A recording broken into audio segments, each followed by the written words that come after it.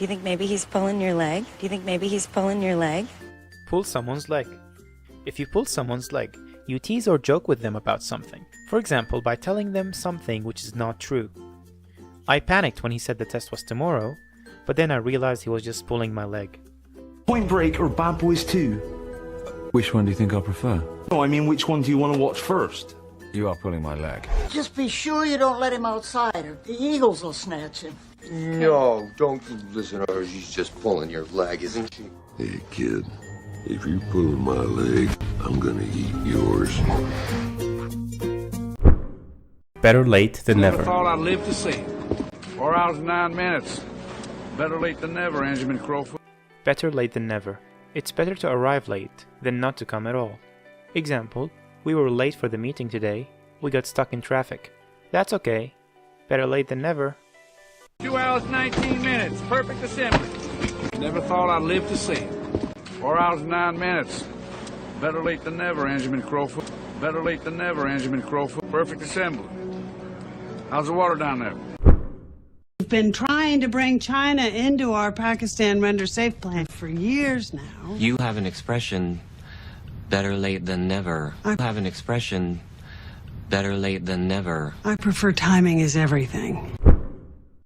I got this. Better late than never. Better late than never. Break a leg. If you say break a leg, you wish someone good luck. For example, you have an exam tomorrow? Break a leg. Alright, you guys, good luck. Thanks, Penny. Break a leg. Yeah, break a leg. Break a leg. Yeah, break a leg. Fun fact. Break a leg is used in theater to wish a performer good luck. The expression probably reflects a superstition, in which directly wishing a person good luck would be considered bad luck. Therefore, an alternative way of wishing luck was developed. Are you supposed to be in the girls' dressing room? Just want to wish you good luck. Break a leg, not good luck. Break a leg, not good luck. I'm so glad Quagmire's back on his feet again. God, this is gonna be torture. Break a leg! Break a leg! Oh, hello. I didn't realize the curtain was up. And people think I'm the dummy. I'd like to try just one more time, and we'll call it a day. Okay, great. All right, I'll see you next week. Great practice, guys. What do you say we give it another 6 hours, then call it a day? Okay, let's call it a day. Nice job, good. I thought you told me he was always there for you. He was. But he had time to wrap his head around a scary situation. To call it a day. To stop what you're doing because you do not want to do it anymore, or think you have done enough. I'm getting a bit tired now. Let's call it a day. Wrap one's head around something means to understand something difficult or strange. Accept something that one does not particularly want to accept.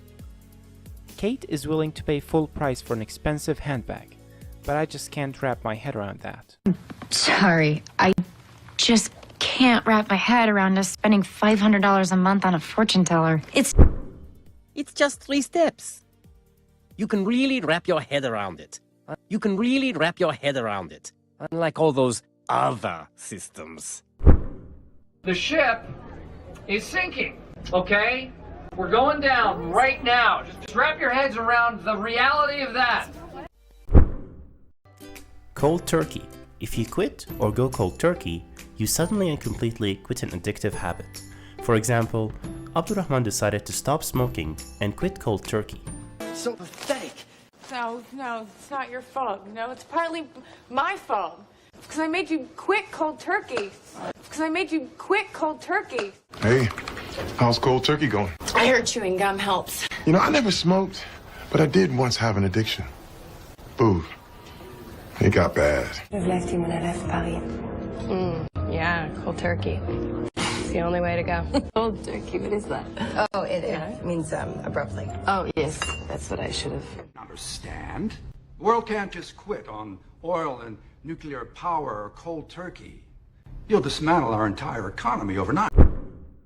Dead on arrival. Literally, it means dying before getting to a hospital, emergency room, etc. For example, the victim was dead on arrival at the hospital. It is often used figuratively to mean that an idea would never happen. For example, some are saying that any new tax proposal would be dead on arrival. Naomi and Dale Robinson were pronounced dead on arrival at Quahog Hospital. Naomi and Dale Robinson were pronounced dead on arrival at Quahog Hospital. Oh my God! In other news, a local man has won the lottery. Lucky Quahog resident Dale Robinson has hit the jackpot. Oh boy. And Sunday brunch with scrambled eggs so fluffy, they'll be like little pillows for your bacon.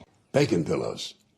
I like the sound of that. But I have to say, restaurants are incredibly risky. Most of them are dead on arrival. We're well aware of that, but... Panda. Panda's mouth. There, you have it! Straight from the horse's mouth! I'm afraid the law states that the school must be held responsible. Or go straight to the horse's mouth and get the facts from the tobacco industry. From the horse's mouth.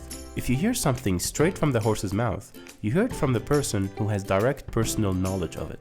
For example, I know it's true because I got it straight from the horse's mouth. Katie told me herself. Shouldn't we give her the benefit of the doubt before we go? The benefit of the doubt. If you give someone the benefit of the doubt, you decide that you will believe him, even though you are not sure that what the person is saying is true. For example, she said she was late because her flight was cancelled, and we gave her the benefit of the doubt. Okay. Look, you're coming on a little strong, but I'm going to give you the benefit of the doubt. Because it seems the universe really wants us to be together. Seriously, Sarge? You're just gonna let her go? Look, a year ago, I would have been thinking the same thing. But I've learned to give her the benefit of the doubt. Talking about you making a friend or two. Don't be so critical. Give people the benefit of the doubt. Give people the benefit of the doubt. It all boils down to trust.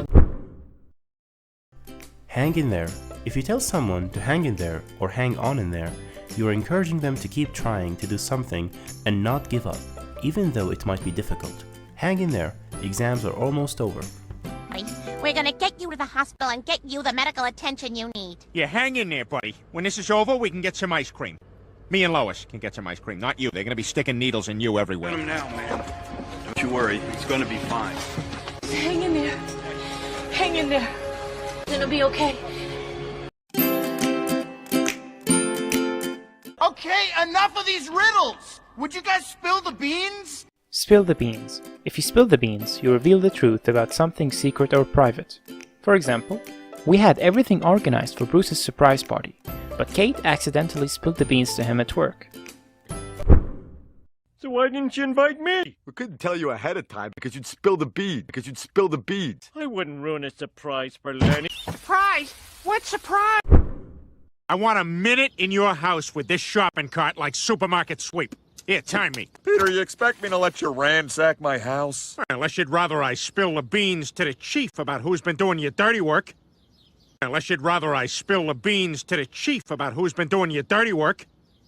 Okay, go.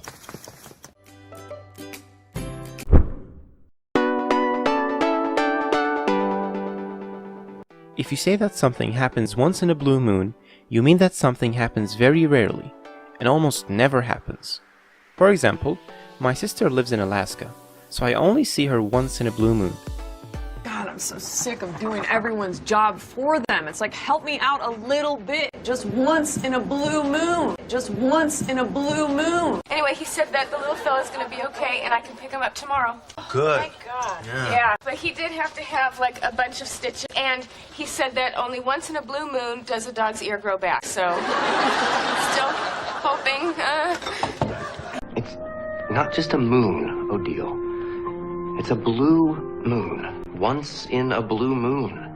That means that there are only a few moments in your life when something truly memorable, truly magical happens to you. And if you hesitate, if you're afraid, you might just miss it. Speak of the devil. You say speak of the devil when the person you were just talking about showed up. For example, hey, have you seen Mary today? No. Why do you speak of the devil? Look who's here. Same to you. Good luck tonight, and I'm sure everything will just be great. Oh, speak of the devil. Oh, speak of the devil. Summer? I thought I smelled a rat. Meg? Speak of the devil. Speak of the devil. You think you're special, cowboy? You're a piece of plastic. You were made to be thrown away. Speak of the devil. Speak of the devil. Take for granted. To not appreciate someone or something properly because it is normal or familiar. For example, we take so many things for granted these days. Electricity, running water. We need to be thankful. He was always there for us. Dependable. Perhaps we took him for granted. Maybe we never really know how good we have it until it's gone. Perhaps we took him for granted. Maybe we never really know how good we have it until it's gone. We miss you, Metro Man. I miss you. You see, Kira, we have been through hell in the last few days. We survived. Listen, don't ever take life for granted. Listen, don't ever take life for granted. Always take good care of yourself. Reject the latte and drink the green juice. Those early settlers didn't have the modern conveniences we all take for granted today. We all take for granted today. To think how difficult it was back in those times, something as simple as washing your clothes. The last straw. The final problem, the last in a series of bad things that makes someone very upset or angry, or causes someone to finally lose patience. It had been a difficult week, so when the car broke down, it was the last straw. Yeah, Homer. Let your wife have a glimpse of success for once. All right, that's the last straw. All right, that's the last straw. Time to take out the trash. But first, I'm going to have to ask you to leave. I'm sorry. Amy is the one constant I can count on, and now she's changing. It's just a haircut and some clothes. No, it's the last straw. I can't take any more. Tie the knot. If you tie the knot, it means you get married. For example, my fiancé and I will tie the knot next June. Brucey, you and the exquisite Julie Madison have been going out forever. Are you going to tie the knot? Are you going to tie the knot? Marriage? You wanna give me a hand here? Ruth and I are recklessly in love. That's most certainly enough for us. For now. Wait, once Claire and Sack tie the knot. Wait, once Claire and Sack tie the knot, two of the great American families, the Clearys and the Lodges, will finally unite. Here, here. First off, congratulations are in order on your brand new marriage. Renford seems like a new man since the two of you tied the knot. Renford seems like a new man since the two of you tied the knot.